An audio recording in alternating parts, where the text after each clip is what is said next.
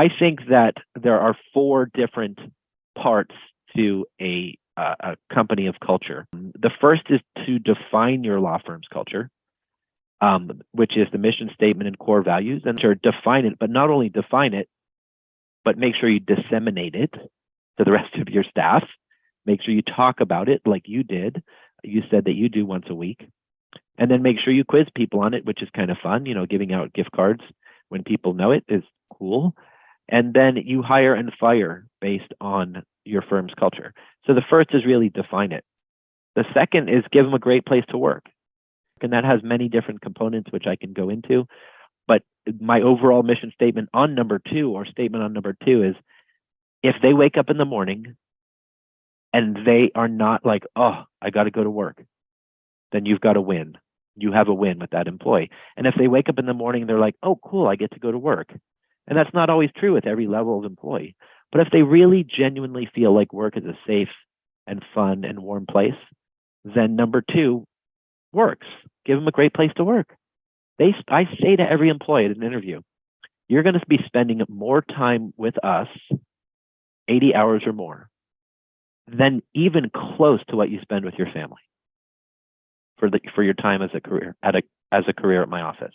If you're spending 80 plus hours a week, I must, it's not a should, it's a must. I must produce a place for you where you feel safe and comfortable and enjoyable. Must. It's an imperative to me. So give your employees a great place to work. Number three is compensate them well. Now, that's a tough one for business owners to swallow, but I pay about 10% above my my area, my geographical area for most jobs, because I want to keep people there.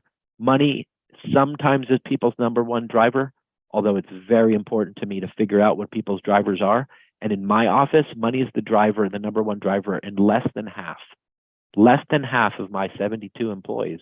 Money is their number one driver for why they work. That's really crucial. So you got to figure out what they want. But if it is close to half or whatever number three is quite important. Money is quite important. So you got to focus on number three. And one way to figure out what they are or what they want is to read the 5 love languages of the workplace, which is the sequel to the 5 love languages at home. And the 5 love languages of the workplace is a way of figuring out what each of your employees' love language is at work.